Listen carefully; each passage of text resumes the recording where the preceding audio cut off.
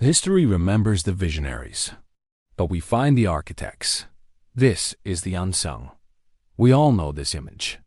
The chaos and courage of D-Day on Omaha Beach. History remembers this as the moment of Eisenhower's triumph. The bravery of Allied soldiers storming the shores of Normandy to liberate a continent. But look closer. Look at the boats. The story we're told is incomplete. Because behind it all, behind the generals and the grand strategy, was a loud-mouthed, hard-drinking Louisiana boat salesman who was the indispensable architect of the entire invasion's feasibility. He made this moment possible. So how in the world was Andrew Higgins written out of the story? To understand how one man could be so vital yet so forgotten, you have to go back to the swamps of New Orleans. Before the war, Andrew Higgins wasn't in the business of invading countries. He was helping oil and lumber companies navigate the shallow, treacherous bayous. He built a boat called the Eureka. Its genius wasn't in its speed or its size, but in its unique ability to run right up onto a muddy bank, do its job, and then easily back itself off into the water. Higgins specialized in getting stuck, and more importantly, getting unstuck. Then came 1941. The world was on fire, and the United States was waking up to a terrifying reality. It had no way to land troops on a hostile shore. Think about that. The entire concept of an amphibious invasion, which would become the cornerstone of Allied strategy in both Europe and the Pacific, was a logistical impossibility. The Navy's designs were a disaster.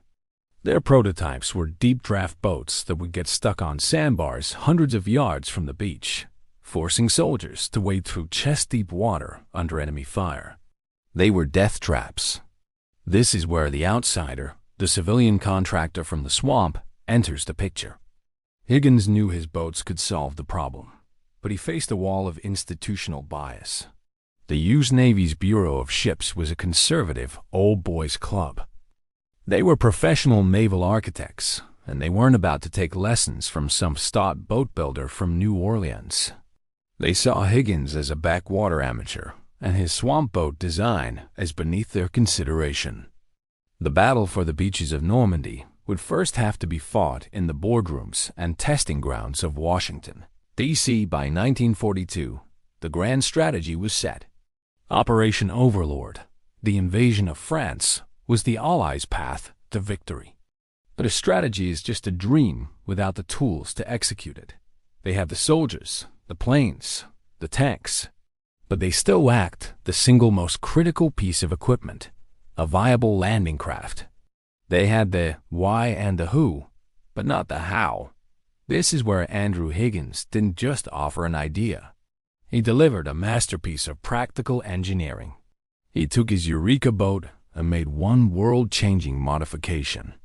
He added a forward-dropping, heavy steel bow ramp. This wasn't just a door. It was a bridge. It was the solution. The landing craft, vehicle, personnel, the LCVP, or as it would forever be known, the Higgins Boat, was born. But having the best design meant nothing if the Navy wouldn't accept it. Higgins had to prove it. He waged a relentless campaign, challenging the Navy's top brass to head-to-head tests. He'd run his boat up onto a beach, drop the ramp, and unload a jeep and a dozen men while the Navy's competing design was still stuck offshore.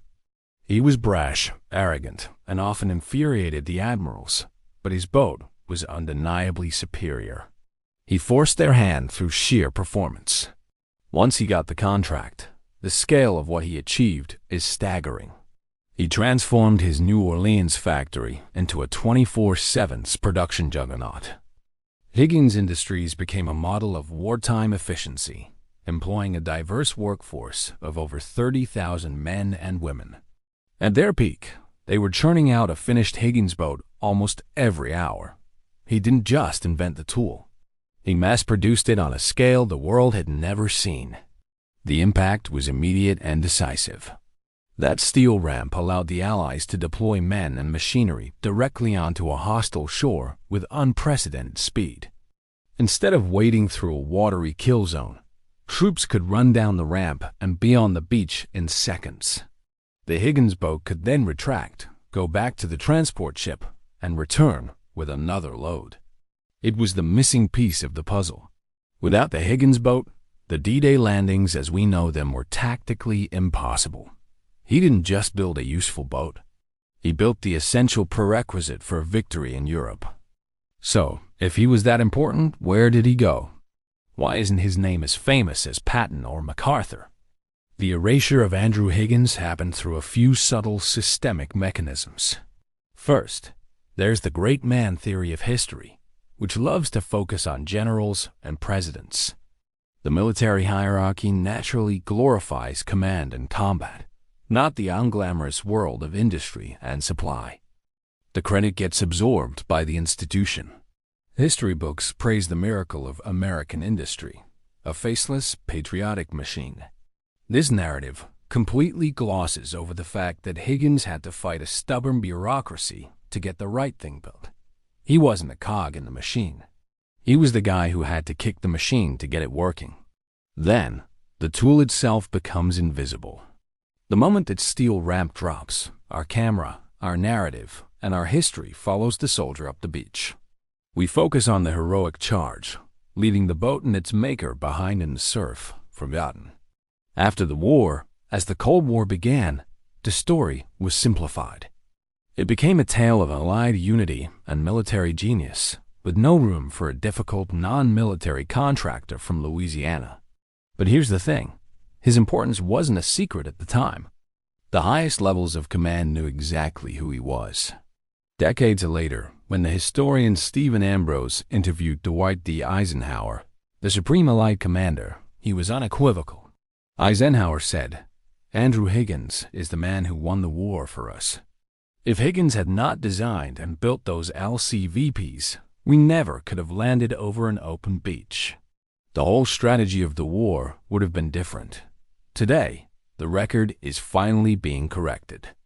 If you visit the National World War II Museum, which fittingly is located in New Orleans, the literal centerpiece of its collection is a restored Higgins boat.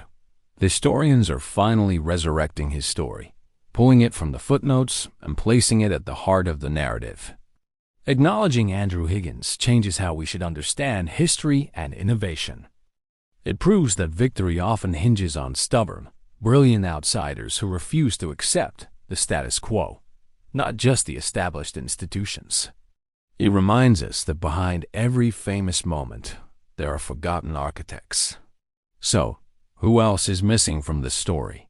What other victories were built by inventors we've never heard of? Let us know your suggestions in the comments below. And to help us find more forgotten figures and rewrite the record, subscribe to the Unsung. Thanks for watching.